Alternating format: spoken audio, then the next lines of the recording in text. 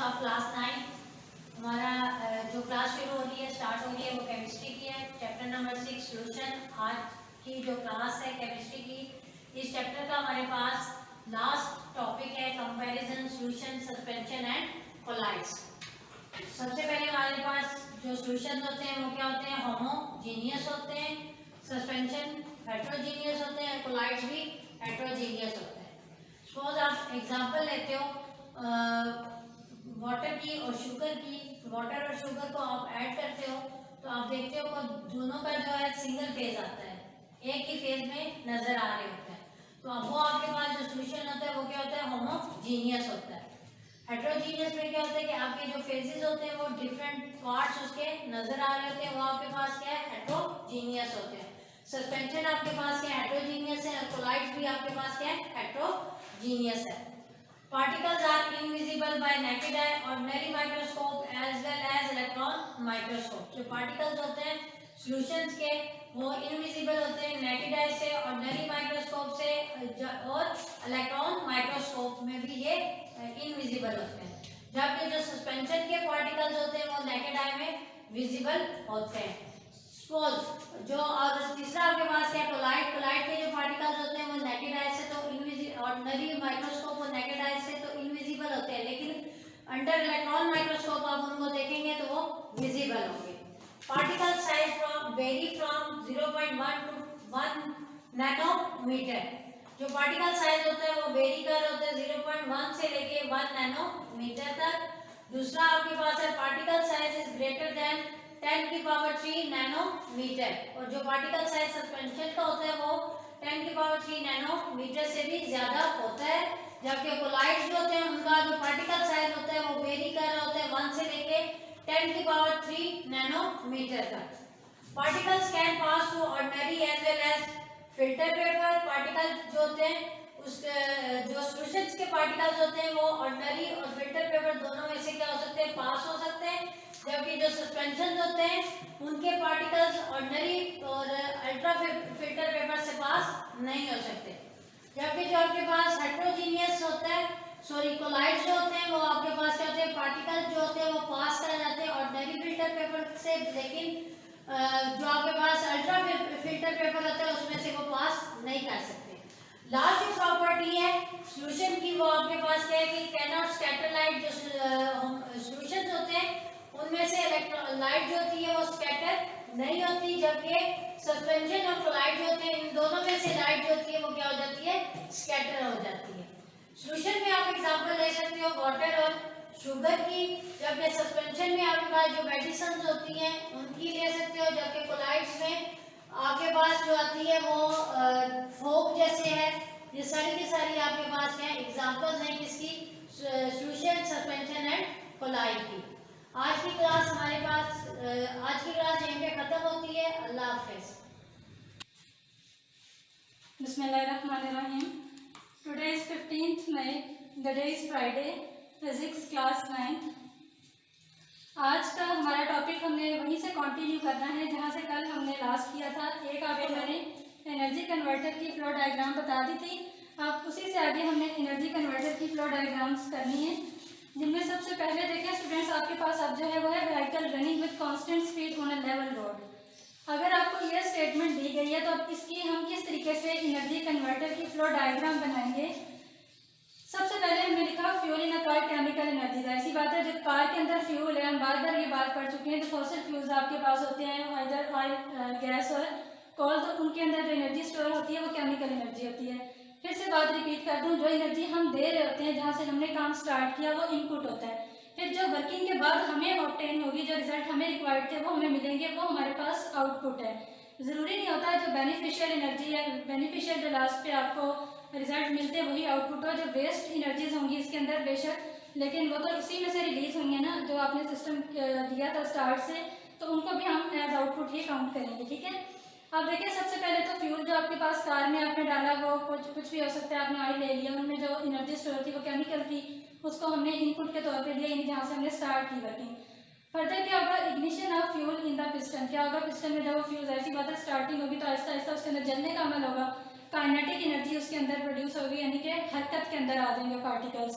तो उस दौरान दो चीज़ें होंगी। एक तो आपको पता है कि इग्निशन की प्रोसेस की वजह से उसके अंदर हीट एनर्जी रिलीज होना शुरू हो जाएगी और साथ साथ उसके अंदर से एक आवाज़ भी पैदा होगी। जो आवाज़ पैदा होगी वो साउंड एनर्जी होगी और जैसे जैसे उसके अंदर से हीट एनर्जी रिलीज होना शुरू होगी वो आपके पास हीट एनर्जी, दोनों एनर्जीज क्योंकि इसके अंदर से रिलीज हुई हैं, दोनों के साथ हमने मेंशन कर दिया आउटपुट। लास्ट पे वर्क डन क्या था कि जो आपके पास एक व्हीकल है, कोई गाड़ी है, वो एक कांस्टेंट स्पीड के साथ एक रोड के ऊपर रन करना स्टार्ट कर देती है। आम कॉमन सेंस की बात है क्या कि आपने गाड़ी के अंदर कुछ भी आप फ्यूल डलवाते हैं, क्या करेंगे फिर आप उसको स्टार्ट करेंगे। जब आपने स्टार्ट कर दिया उसका मतलब है कि काइनेटिक एनर्जी इंक्रीज होगी। जैसे वो स्टार्ट होगी तो उसके अंदर से चलते हुए क्या होगा, हीट एनर्जी और साउंड एनर्जी दोनों एनर्जीज रिलीज होंगी, यानी कि आवाज़ भी पैदा होगी उसके अंदर से और आहिस्ता आहिस्ता धुएं की फॉर्म में या हीट एनर्जी की फॉर्म में एक एनर्जी रिलीज भी होगी, वो हीट एनर्जी होगी। फिर एट द एंड हम लोगों ने जो आपका एक्चुअल आउटपुट था वो वर्क डन, यानी कि वो गाड़ी रन करना स्टार्ट कर देगी लेवल रोड पे, ये तो आपका एक्चुअल आउटपुट था। लेकिन इस दौरान जब दो आपने इसको आउटपुट के तौर पे काउंट किया, उसकी वजह ये थी कि वो भी इसी सिस्टम के अंदर से दोनों एनर्जीज रिलीज हुई थी। फर्दर हम बात करते हैं नेक्स्ट फ्लो आपके पास डायग्राम है पावर स्टेशन की। पावर स्टेशन का काम यहाँ पे क्या है कि हम उससे इलेक्ट्रिसिटी जनरेट कर रहे हैं। इलेक्ट्रिसिटी जनरेट अब हमने किस तरीके से करनी है आपको पता है, हम यहाँ से जो डैम्स में वाटर स्टोर कर लेते हैं उसको हम फिर फर्दर आगे टरबाइन की मदद से इलेक्ट्रिसिटी जनरेट करने के लिए इस्तेमाल करते हैं, ऐसा ही होता है। तो सबसे पहले क्या होगा कि जो स्टोर्ड वाटर है ना आपका डैम का, उसके अंदर जो पहले से एनर्जी मौजूद थी वो उसकी पोजीशन की वजह से उसने ऑब्टेन की हुई थी। बेसिकली वो आपका इनपुट है, यानी कि जो आपने पानी इस्तेमाल करने जनरेशन के लिए बेसिकली वो आपका इनपुट है जो आप खुद से इसमें डाल रहे हैं। फर्दर क्या होगा, kinetic energy of flowing water, जैसे जैसे वो पानी आगे की तरफ फ्लो करेगा तो जाहिर सी बात है वो मोशन में आ चुका है, तो अब की बार वही एनर्जी आगे ट्रांसफर होकर काइनेटिक एनर्जी में चली जाएगी। आपको पता है जब कोई भी ऑब्जेक्ट फ्लो में आ जाती है, हरकत में आ जाती है, तो उसके अंदर जो एनर्जी स्टोर होती है वो काइनेटिक एनर्जी होती है। उसके नीचे आप आज एक्चुअली लिखा हुआ है work done in running the turbine. फिर क्या होगा कि टरबाइन जब रन होगा तो उसके अंदर वर्किंग स्टार्ट हो चुकी होगी इलेक्ट्रिसिटी जनरेट करने की, और एट द एंड उसमें से इलेक्ट्रिक एनर्जी यानी इलेक्ट्रिसिटी प्रोड्यूस हो जाएगी। जो एक्चुअली हम बनाना चाह रहे थे पावर स्टेशन में वो यही थी, इलेक्ट्रिक एनर्जी, इलेक्ट्रिसिटी, जो हमारा मेन आउटपुट था। लेकिन आपको पता है फिर से वही बात, जब पावर स्टेशन है, जब आप वहाँ पे ये काम कर रहे होंगे, टरबाइन चलेगा तो ये काम स्टार्ट होगा।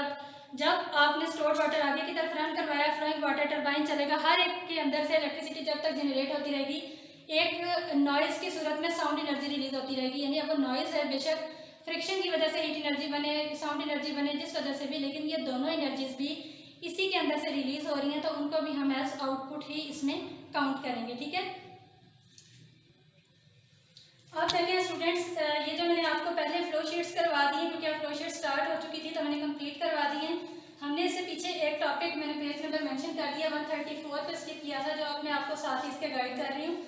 Topic is energy and environment. आपके पास सबसे पहले एनर्जी और एनवायरनमेंट में जो बेसिक फैक्टर है ना, वो आपके पास होता है एनवायरमेंटल प्रॉब्लम्स। इन्वायरमेंटल प्रॉब्लम में जब हम बात करेंगे तो सबसे मेन जो आपके पास प्रॉब्लम है वो कौन सा है, वो आपके पास है इन्वायरमेंटल प्रॉब्लम है पोल्यूशन। पोल्यूशन की बात हम करते हैं, मिसाल के तौर पे आलूदगी है। आलूदगी क्या चीज़ होती है, सबसे पहले तो हम इस टर्म को डिफाइन कैसे करेंगे, a change in the quality of environment that can be harmful and unpleasant for living things. हमारे रहने के लिए वो तमाम अनासिर जो किसी भी तरह हमारे लिए मुज़र साबित हो, नुकसानदेह साबित हो। हम सांस लेते हैं तो आलूदगी के मिसाल के तौर पे हवा के अंदर गर्द के कुछ भी ज़रात होते हैं वो हम इनहेल कर लेते हैं, हम कोई आलूदा पानी पी लेते हैं। किसी भी तरह से कोई ऐसे फैक्टर जो हमारे माहौल में दाखिल हो चुके हैं, जो हमारे लिए यानी हम लिविंग थिंग्स का पार्ट हैं, अदर प्लांट्स की भी हम बात कर सकते हैं, एनिमल्स की बात कर सकते हैं, उनके लिए वो नुकसानदेह साबित होते हैं, तो हम उसको किस में काउंट करते हैं, पोल्यूशन में। टाइप्स क्या होती हैं पोल्यूशन की आपके पास, noise pollution, air pollution, water pollution, thermal pollution, land pollution.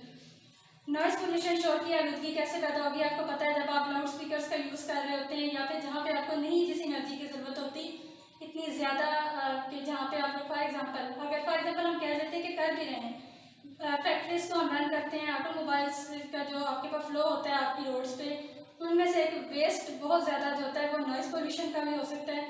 Air pollution जो है वो सबसे ज़्यादा जो मेन फैक्टर है ना आपका पोल्यूशन का, वो एयर पोल्यूशन है।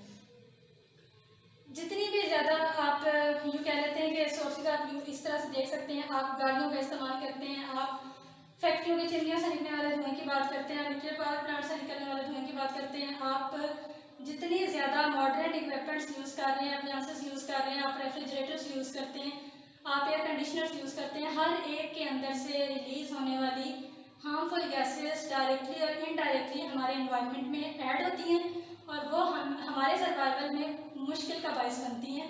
वाटर पोल्यूशन, पानी की आलूदगी, आपको पता है कि जो फॉर एग्जांपल हम कह सकते हैं न्यूक्लियर पावर प्लांट से या किसी भी जगह से कोई ऐसा खारिज हुआ हुआ सारा मवाद जो बहुत ज़्यादा नुकसानदेह होता है, केमिकल उसके अंदर पार्ट होते हैं, उनको पानी में बहा दिया जाता है, तो वो जितने भी आपके उस पानी के अंदर जैसे आप कहते हैं ना आपकी हयात या फिश वगैरह, उनके सर्वाइवल के लिए वो बहुत ज़्यादा नुकसानदेह होते हैं।